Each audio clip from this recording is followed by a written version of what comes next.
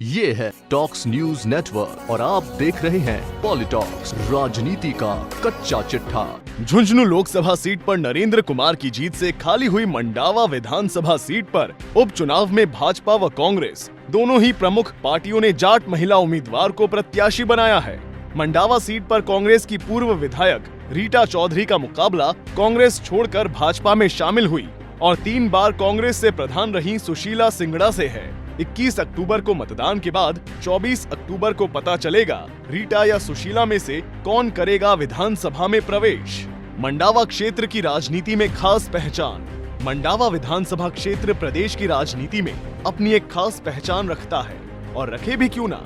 इस विधानसभा क्षेत्र ने कांग्रेस को 3 प्रदेश अध्यक्ष और मंत्री दिए हैं। मंडावा से विधायक नरेंद्र खीचड़ के झुंझुनू सांसद बन जाने से खाली हुई सीट पर कुल 9 उम्मीदवार इस चुनावी रण में अपने भाग्य की आजमाइश कर रहे हैं, लेकिन कड़ा मुकाबला कांग्रेस की रीटा चौधरी और भाजपा की सुशीला सिंगड़ा के बीच है। मौजूदा समय में प्रदेश में कांग्रेस की सरकार होने से कांग्रेस की प्रतिष्ठा इस चुनाव में दांव पर है। दोनों पार्टियों ने जताया जाट नेताओं पर भरोसा।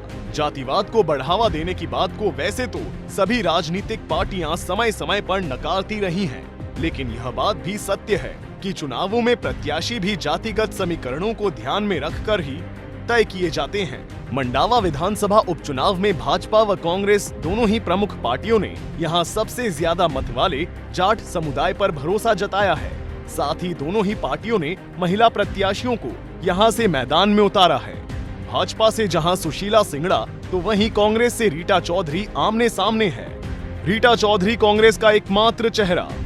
मंडावा विधानसभा सीट पर पहले से ही यह तय माना जा रहा था कि रीटा चौधरी ही कांग्रेस के पास एकमात्र उम्मीदवार है जो अपने प्रतिद्वंदी को कड़ी टक्कर दे सकती है। इसलिए पार्टी ने किसी अन्य नाम पर विचार ही नहीं किया। मंडावा की यह सीट परंपरागत तौर पर कांग्रेस की सीट रही है। इस सीट से रीटा चौधरी के पिता कांग्रेस के पूर्व अध्यक्ष राम नारायण चौधरी 7 बार विधायक रह चुके हैं। उनके बाद उनकी बेटी रीटा चौधरी ने उनकी विरासत को आगे बढ़ाया। रीटा 2008 में कांग्रेस के टिकट पर यहां से विधायक बनी।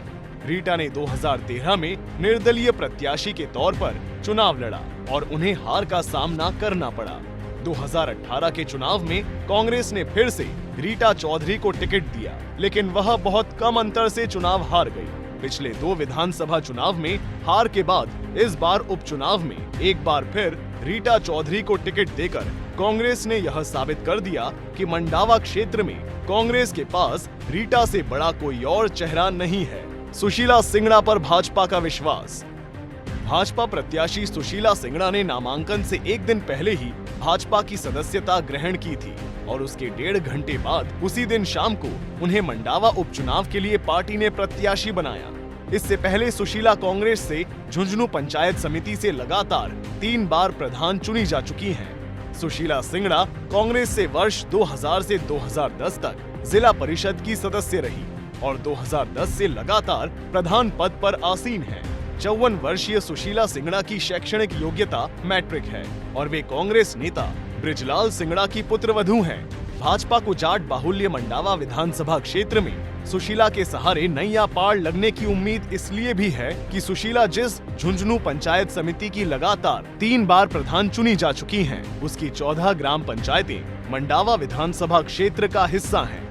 इसके अलावा सुशीला व उनका परिवार दिग्गज नेता शीश राम ओला का भी निकटस्थ रहा है।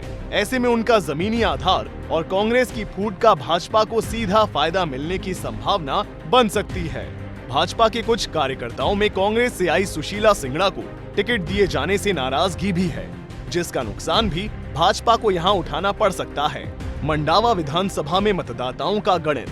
मंडावा विधानसभा क्षेत्र में मतदाताओं की संख्या की बात करें तो यहाँ कुल 2,28,201 मतदाता हैं, जिसमें 11,08,053 पुरुष और 11,01,48 महिला मतदाता है, तो वहीं 2,530 सर्विस वोटर भी यहाँ हैं। मंडावा क्षेत्र के जातिगत समीकरणों की बात करें तो राजनीतिक विश्लेषकों के अनुसार इस क्षेत्र में सबसे ज्यादा 75,000 जाट मतदाता है।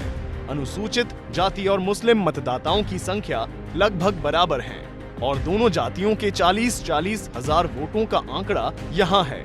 इसके साथ ही राजपूत 18,000, माली व गुर्जर 7,500, जांगेड़ 7,500, कुम्हार 5,500, मीणा जाति के 8,000 और अन्य 10,000 मतदाता मंडावा विधानसभा क्षेत्र में हैं। जाटों का गढ़ है मंडावा विधानसभा क्षेत्र। जाटों का गढ़ कहे जाने वाले मंडावा विधानसभा क्षेत्र के जाट समुदाय को वैसे तो कांग्रेस का वोटर माना जाता रहा है, लेकिन पिछले कुछ वर्षों से यहाँ जाट वोट बैंक में बिखराव की स्थिति नजर आई है। इस उपचुनाव में भाजपा व कांग्रेस दोनों ही पार्टियों ने जाट महिला को अपना उम्मीदवार बनाया है, तो ऐसे में तय है कि यह समुदाय किसी एक पार्टी के साथ नहीं जाएगा और इसमें बिखराव की स्थिति होगी। वहीं बात मुस्लिम मतदाता की करें तो मुस्लिम समाज पहले भी कांग्रेस के पक्ष में रहा है और इस चुनाव में भी कांग्रेस के साथ नजर आ रहा है। ओबीसी के मतदाता इस चुनाव में भाजपा की तरफ जाते नजर आ रहे हैं। इसलिए जातिगत समीकरणों के हिसाब से फिलहाल यह नहीं कहा जा सकता कि किस पार्टी का पलड़ा यहाँ भारी है। पॉलिटॉक्स का आंकलन।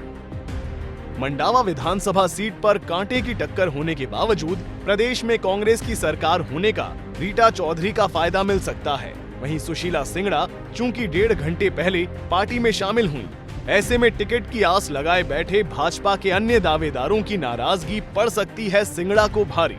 अब ये तो 24 अक्टूबर की सुबह ही पता चलेगा कौन पड़ा किस पर भारी।